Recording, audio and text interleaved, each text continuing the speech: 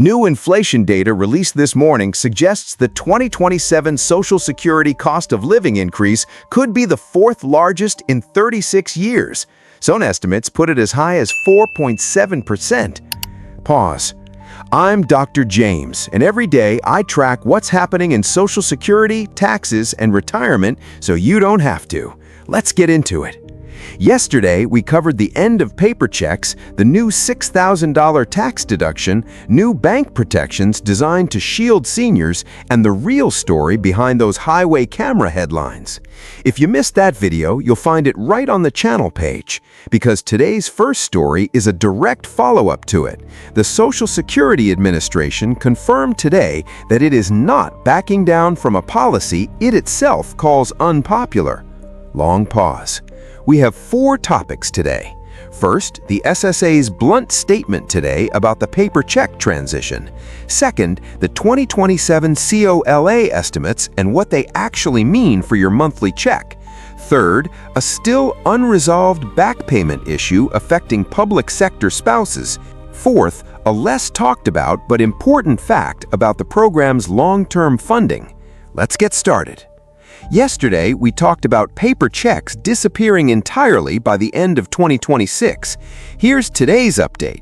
The Social Security Administration reiterated the warning it first issued on June 2nd, stating plainly that this policy is unpopular, but the agency is moving forward with it anyway. Technically, this requirement has been in effect since September 30, 2025, but it hasn't been fully enforced since then. The SSA had been giving people some flexibility. Now, though, the Treasury Department is accelerating the full elimination of paper checks, and the SSA has confirmed it expects to complete the transition to electronic payments for all beneficiaries this year. The SSA's message today is clear. They're urging people to act now, before they're forced to. They're recommending 2 concrete steps. First, log into or create your My Social Security account at ssa.gov and add your bank information directly there. Second, ask your bank to send your direct deposit information to Social Security electronically.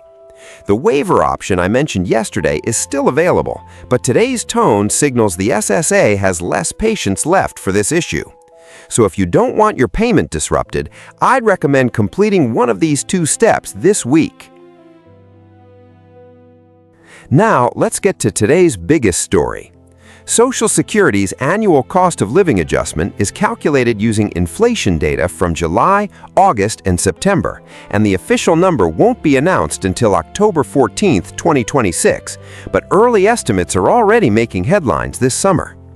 Independent analyst Mary Johnson raised her forecast from 4.2% to 4.7% based on May's data, driven largely by rising gas prices. Meanwhile, the nonpartisan Senior Citizens League actually lowered its estimate slightly from 3.9% down to 3.8%. So even 2 respected sources are currently about a full percentage point apart, a sign that where inflation goes over the next 3 months is still genuinely uncertain.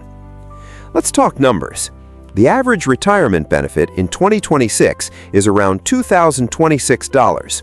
A 3.8% increase would add about $77, bringing it to roughly $2,103. A 4.7% increase would push that even higher. But I need to flag something important here, and I'll repeat this every COLA season because it really matters. A bigger raise might sound like good news, but it's really just a reflection of higher inflation.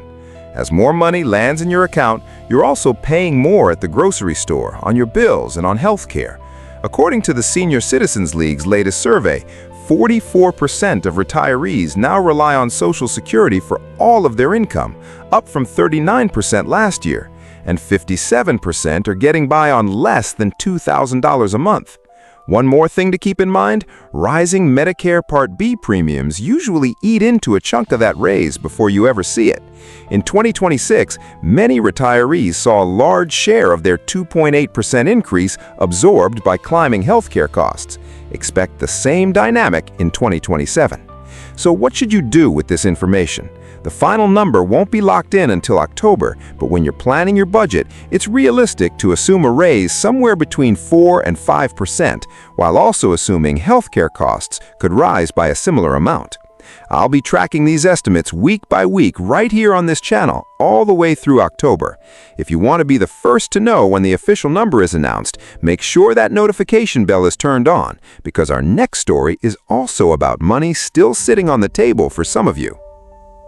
This next story is especially relevant if you worked in state or local government, teaching, firefighting, police work, or if you're married to someone who did in a job that didn't pay into Social Security. The Social Security Fairness Act, signed into law in January 2025, fully eliminated two provisions that had been in place for decades: the windfall elimination provision and the government pension offset. These rules used to reduce Social Security benefits, sometimes by hundreds of dollars a month, for people collecting a pension from a job that didn't pay Social Security taxes. Those reductions can no longer happen. According to the SSA, it moved quickly on this. By July 7, 2025, it had sent out more than 3.1 million payments, totaling $17 billion in back pay, one of the largest single legislative changes in the program's history. The law allows for 1 year of retroactive back pay to January 2024, but some beneficiaries, particularly widowed or divorced spouses of public sector workers, only received 6 months of back pay, based on how the SSA interpreted the law. This drew enough attention that several senators sent an official letter asking the SSA to review its policy. Here's your action step.